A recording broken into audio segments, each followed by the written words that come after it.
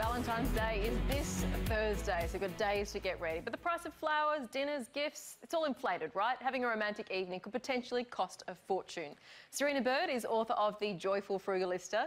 She joins us now with some great tips to keep the romance alive, but not blow the budget. Great to see you, Serina. What are some things that we can do that won't necessarily break the bank?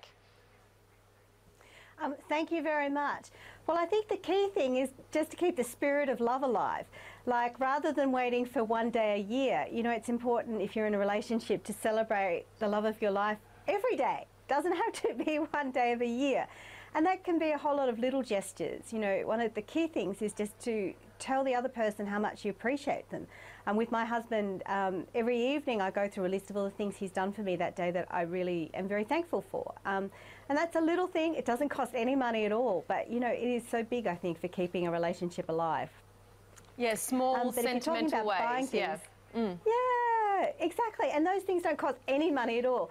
But if you do want to mark, you know, the day with something, you know, there's small significant things you can do, like Aldi chocolates, which I'm a little bit partial for, and they're free trade as well, which is always good. You know, a poem, a card with something really meaningful, some hand-picked flowers, small things. Some people do like to do the dinner thing, of course. I would think having dinner at home is obviously cheaper than going out. But how do you make it special? You got some frugal tips? Well, definitely a lovely home-cooked meal. It definitely beats going out. I mean, unfortunately, you do have to do the dishes if you go to cook yourself, but there are some there's ways you can do that simply. But, you know, even just ordering takeaway in. Now, I don't really do Uber Eats or takeaway, so when I do it, it becomes a special treat. So you could have Uber Eats in, you could go and sit on the balcony and enjoy the view. You could have some candlelight and then cuddle up for Netflix together afterwards. That has some benefits because you don't have to go too far. And don't forget to bring out the good china if it's somewhere in the back of the cupboard, of course. What if you do really want to go out for dinner? Because some people think, you know, dinner is kind of a must. So what are your tips? Well, I guess the thing is to be organised. I mean, I'm a cheap date, and I'm very happy to be a cheap date. So I'm quite happy to go out with someone who's going to use a voucher or to use a voucher myself.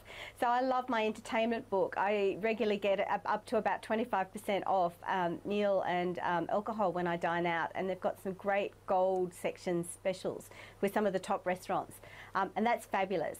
Or group buying sites such as Groupon or Kudo, any of those sites can offer you some fabulous discounts when you know where to look.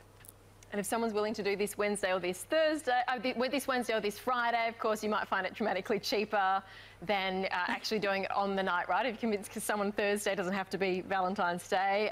Great. You reckon it's actually good? You reckon it's actually a good time to take stock of your finances too? Doesn't sound too romantic to me, Serina. Probably not. I mean, if you're sitting down, when you first raise it, you know, sitting down and saying, so last week you spent too much dollars going out or doing something is probably not a romantic view.